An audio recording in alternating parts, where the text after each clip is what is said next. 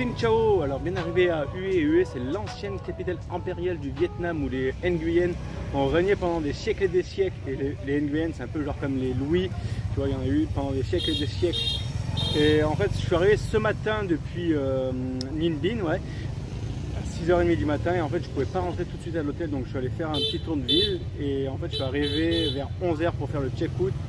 Et je me suis écroulé comme un loir. En fait, j'ai fait une bonne sieste crapuleuse de 11h à 3h. Donc j'ai rattrapé, en fait j'avais dormi que 2 heures.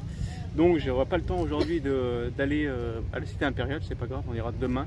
Et là je vous amène à la citadelle du parfum. Et il y a deux possibilités d'y aller en fait. Soit tu prends les bus en commun, enfin les transports en commun, ou soit tu peux y aller en bateau. Tu vois là, hop, je sais pas si on va voir, voilà. En fait tu loues ce genre de petit bateau. Je crois que c'est 30 000, 2 euros, je crois, 2,50 € et il t'amène ici, depuis le centre-ville.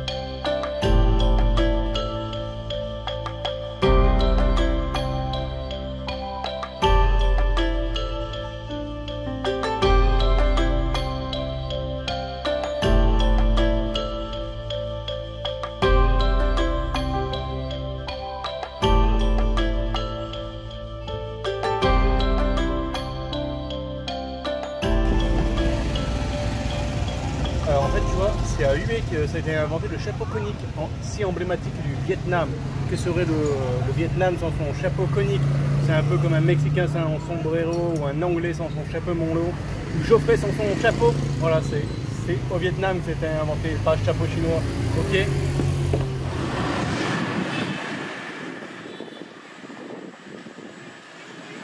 Sadio Mané pour Mohamed Salah. Mohamed Salah pour Roberto Firmino. Tir de James Milner à côté. Récupération d'Alexander Arnold.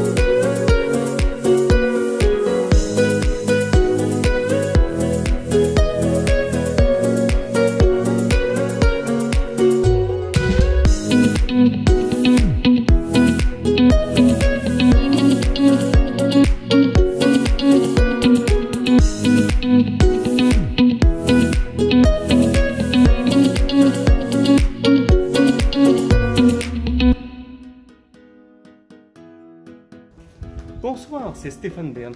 Aujourd'hui, je vous amène visiter l'ancienne cité impériale de Hue, où les Nguyen ont régné de 1804 à 1964.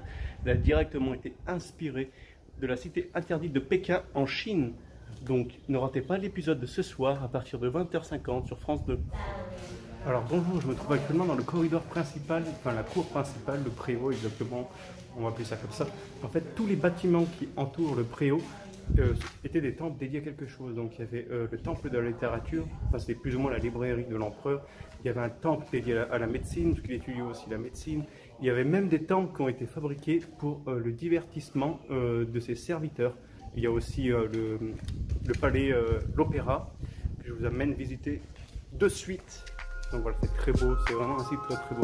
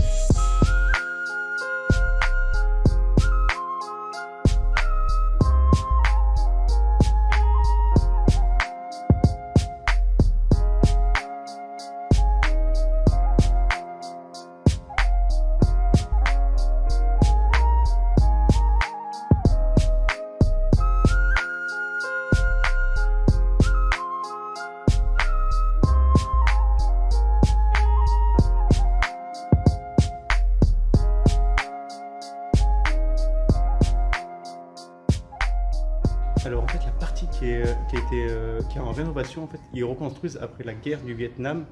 Les Américains ont bombardé entièrement Hue et en fait ils reconstruisent petit à petit en fait le site.